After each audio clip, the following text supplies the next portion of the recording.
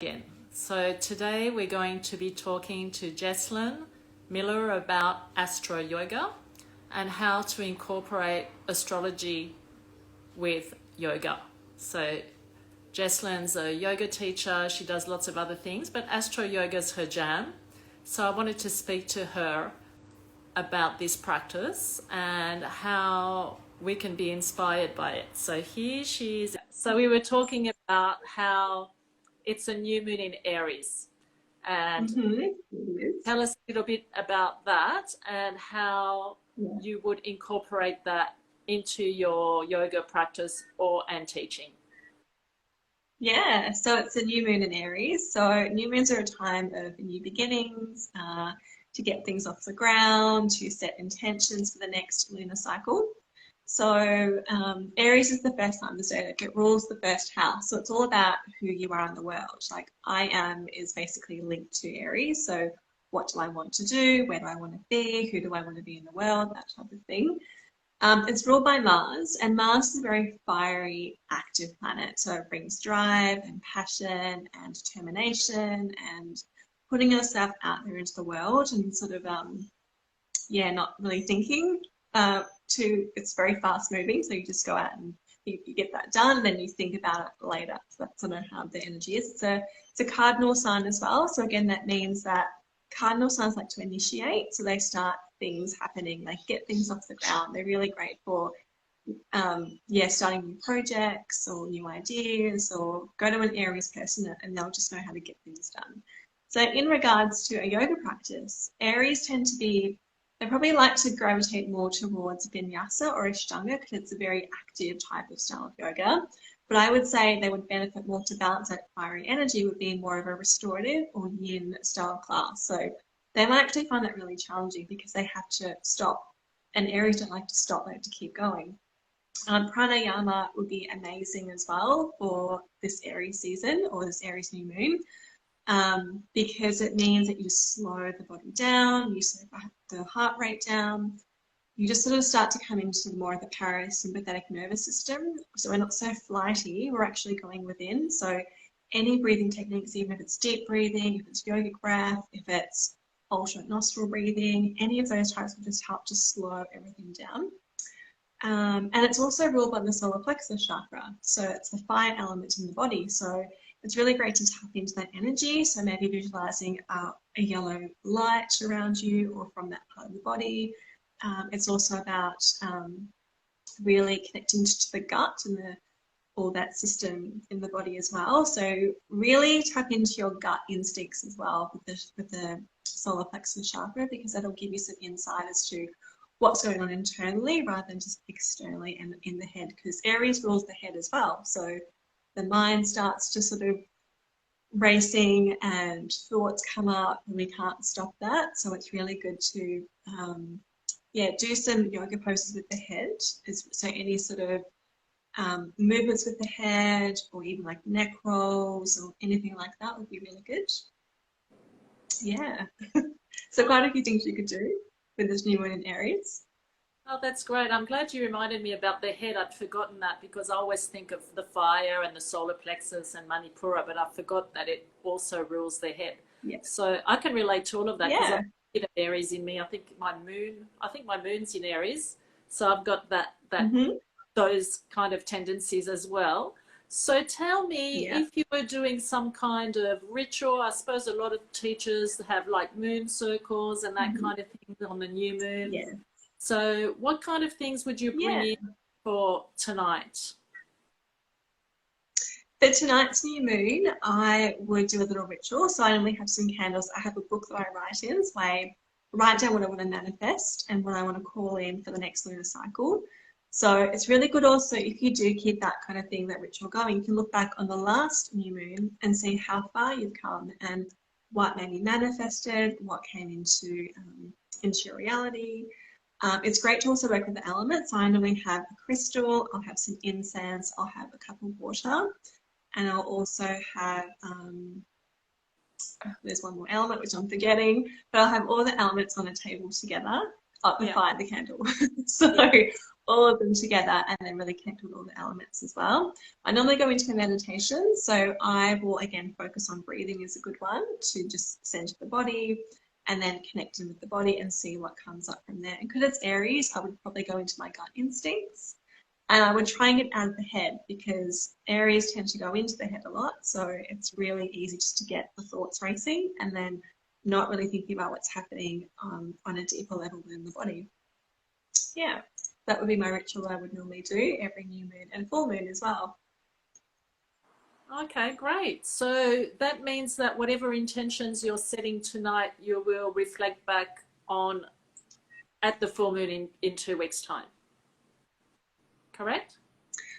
I normally look at the next new moon. So tonight I'll look back on the last new moon that we just had and just see what I wrote down, what maybe has come to light, what's manifested, and then I will set new intentions tonight. So I normally look at, so it's an Aries, and I'll see where is Aries in my chart, which house is it ruling, and then take the themes from that house and then weave that into what I'm going to write down, what I'm going to call in, what I'm going to manifest into my life. Right. So Yeah. did you study astrology? I did I've been studying astrology since my early 20s. That's probably almost 20 years ago. So it's been a long passion of mine, astrology, and I've done a few courses overseas and also here in Australia with different teachers, different lineages, different styles of astrology. So I've probably weaved everything in together that I've learnt, and I've done a lot of self-study as well, and I've got friends who are astrologers too. So I feel like I've learnt a lot from lots of different people and schools of thought, and then just brought it all together. And that's how I came up with this Astro Yoga, was through my mentor in America. And she introduced it to me. She said, you'd be perfect for this because you've been doing yoga as long as you've been doing astrology. And that's kind of how I fell into it. And it kind of made sense to me. Yeah, perfect sense. So when I first started teaching yoga, I used to incorporate astrology a lot because I've been I've had astrology in my family forever, so it's natural for me to do that. But one of my teachers or one of the studio owners actually asked me not to do that because he said that astrology had nothing to do with yoga. So what would you have to say about that? I can see that point of view. I used to also, in my early days of teaching, I used to weave it in with the new and full moons, and people loved it. Like they really loved that aspect to it. But I had to be careful because some places they kind of attach it to sometimes religion or belief systems. So it's a fine line between how much can you weave into a class and how much can't you. But I find out that because it connects to different parts of the body, because it sort of connects to different layers of the body, different breathing techniques, different chakras, the koshas, all of that is linked to astrology, and it is an ancient way of exploring that learning or that subject as well. So I do feel like it does date back to the Indian culture, and there's just such a long history of it that you can't disregard and say it's not connected to yoga in some way. Look at yoga, the astrology in India, like that's huge over there, and they do link that with astrology as well. Yeah. So you can look at someone's chart and see what planets they're in, and then link that to finding ways to help them boost that energy through yoga, certain yoga poses. So for Aries, it could be warrior 1, warrior 2, warrior 3, because they're all very warrior-like positions, which is Aries. Aries is the warrior. So that's sort of things you can look at. So yeah. Yeah, I totally agree with you. Speaking of lineages, different lineages you mentioned before, it's a little bit like yoga. There's all these different lineages, the same in astrology. So can you just go through a few of the lineages that you've explored or studied and how they might differ or not? Yeah. So I guess Western astrology is the most common because we've known that through magazines and newspapers with the sun sign, and they mainly focus on our sun sign. The rest of the signs, the moon and the rest of the planets, aren't really solely focused on. But if you were to go for a reading, 9 times out of 10, you would probably have a Western style astrology reading. And that's basically looking more at the sun, the moon, and the ascendant and how they're playing out together. And then you look at the other planets and see what they're doing and what houses they fall in and the aspects and transits and that type of thing. I've also studied Shamanic Astrology, which is very different to Western. It talks more about archetype. So they look at the planets as an archetype. So like a character playing out in your chart.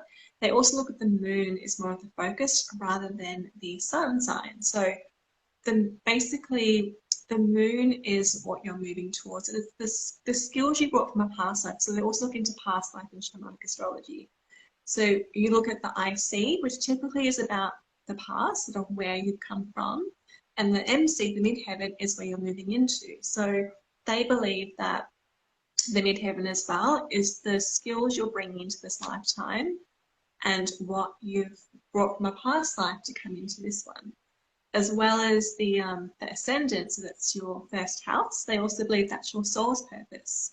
Whereas when we look at a Western astrology, it's more about who we are in the world. So they're kind of different that way. And then Indian astrology, the Vedic astrology is different again.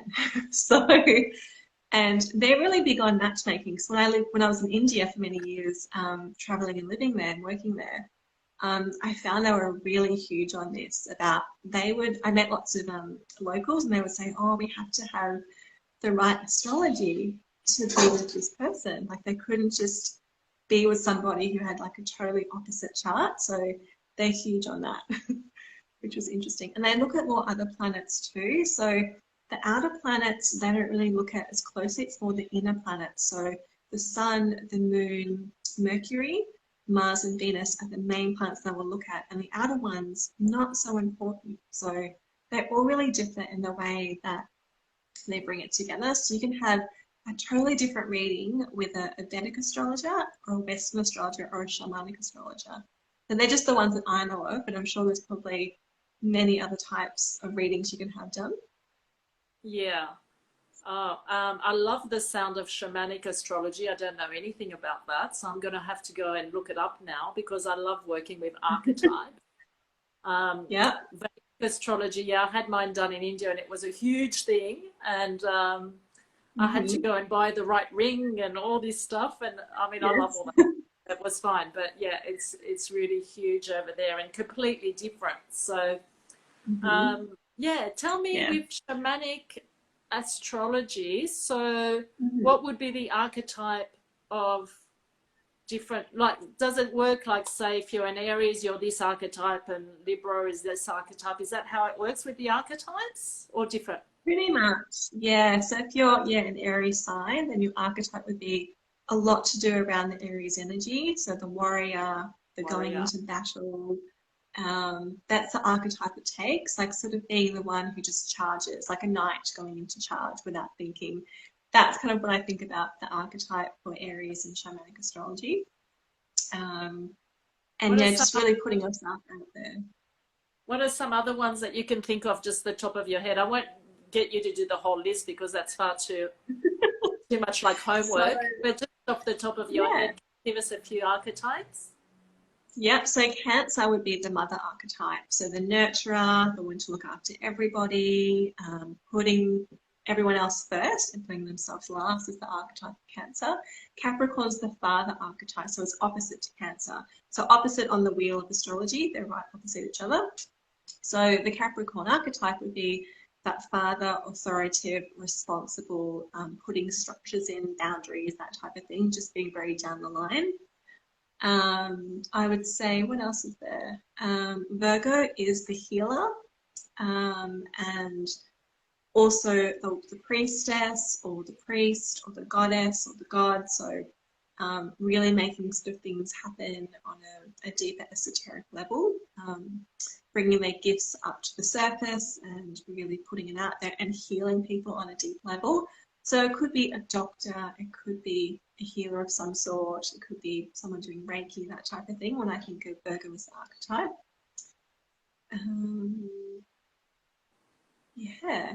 Libra is the peacemaker.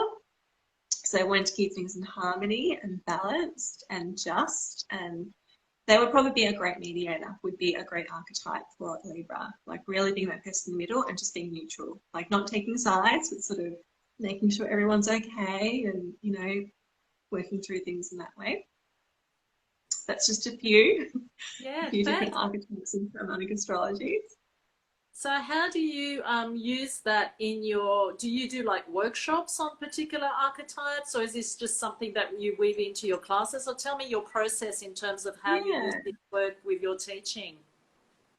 So I do weave it into my classes. I don't always mention it's astrology, but if I'm teaching a class, I'll do a lot of poses to do with that particular sign or the archetype. More if I do one-to-one. So if I was to do, in a one-to-one, I would read someone's whole chart. Then I would actually plan a class to do with their particular planets and aspects and transits and that type of thing. And I can see where do they need to strengthen and where are they pretty much okay with their energy and they can just keep on doing what they're doing. So I also run workshops as well. So I go into the basics of astrology and how to read a chart and understand just the layout. And then we will go into an Astro Yoga class. So everything I've just talked about. So I talk about the current astrological energies. So what's happening right now. And then taking those energies and putting them into a class.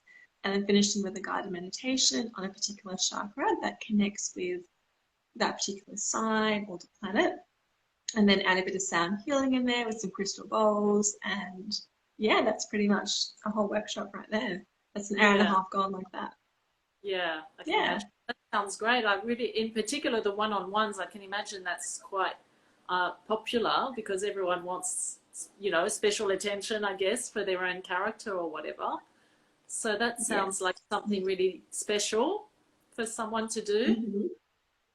Yep. Yeah. Yes. Yeah. And It's very so unique for sure. because the stars and the cosmos is always moving and changing, I'm guessing Mm-hmm. that you're always having to reinvent new stuff. Yeah. That's the great thing about it. I can be as creative as I want to be because I'm a teacher that I read the room when I go into a class. So I don't plan my classes like I used to when I first started out.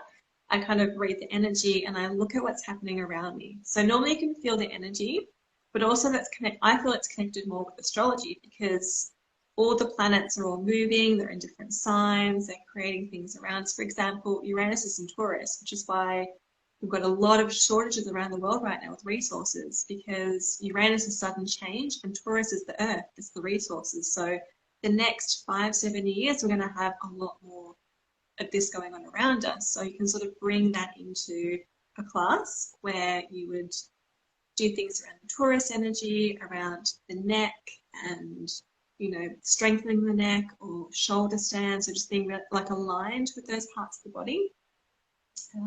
Yeah. Oh, wow. Yeah, I love that. I'm the same. I teach intuitively with the energy as well, so I can totally relate. And I Yeah. suppose because you've been doing it such a long time, you kind of know what to pick here and there. A lot of it's Yeah, I do now.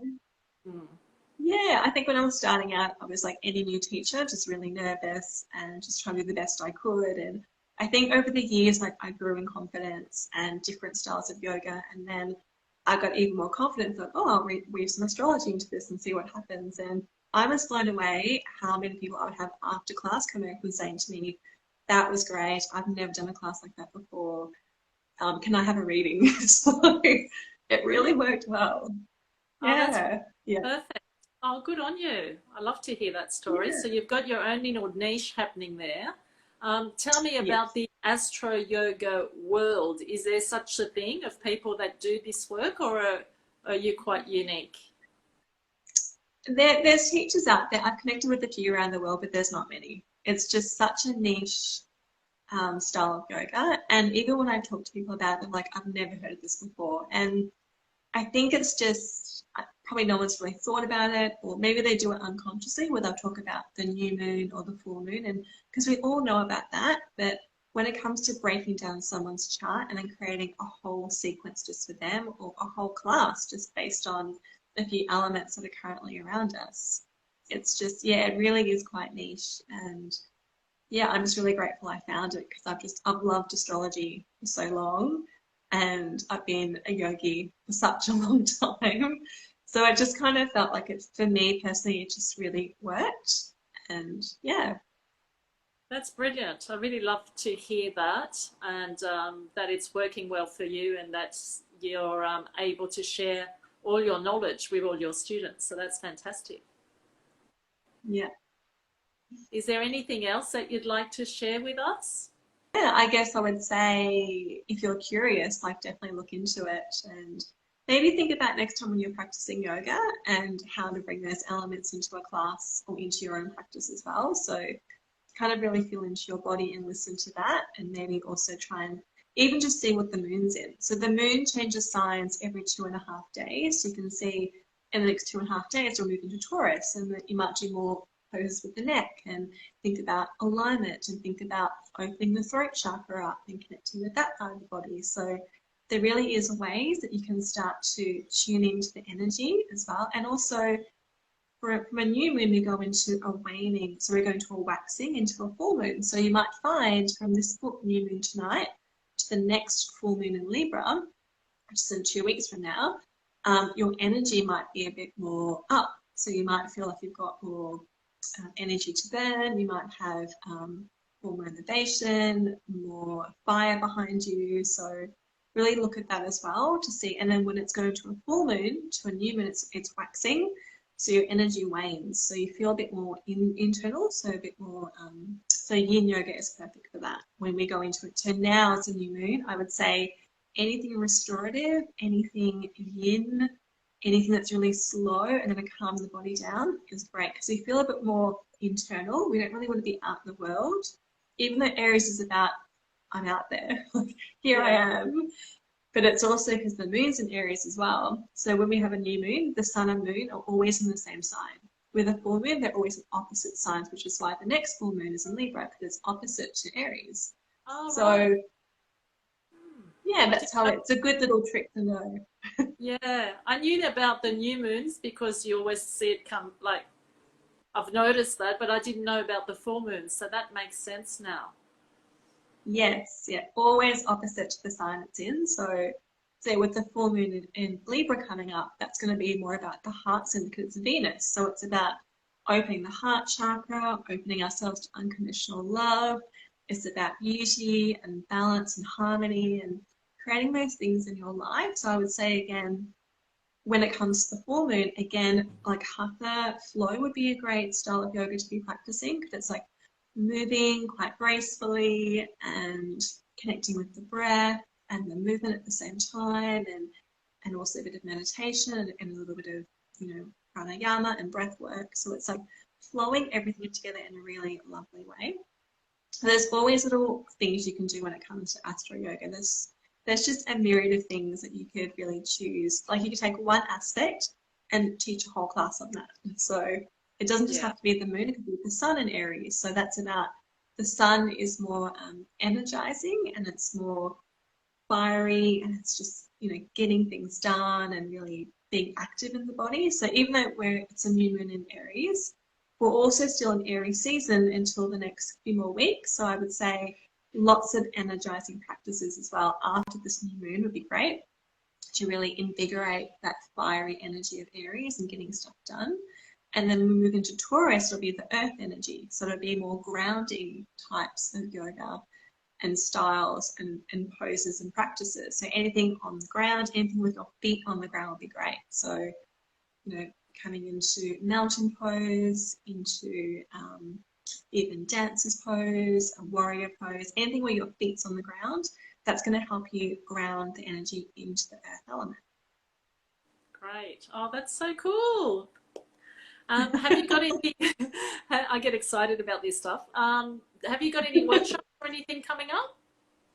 I do, yeah. I'm running a workshop on the 30th of April in Mount Evelyn here in Melbourne, so out of Eastern Suburbs. And it's going to be a astrology for beginners, plus an Astro Yoga class, plus a sound healing guided meditation. And it's all an hour and a half workshop right there. Yeah, and I'm hopefully going to be running some more now that we're sort of a bit more, you know, open here in Melbourne and things sort of, you know, coming a bit more normalized again. So I'm really hoping to do a monthly workshop on that, on Astro Yoga and astrology. Oh, brilliant. That's excellent, Jesslyn. Yeah. Well, good on you. Thank you so Thank much you. for sharing your knowledge today. I've really enjoyed talking to you. You're welcome. Thanks for having me. My pleasure. Nice to meet you. And yeah, enjoy the new Aries moon energy. Hope it brings you lots of Yes, you health too. and action. It has already, yes. And have a fabulous weekend. You too. Thanks, Barbara. Thanks again.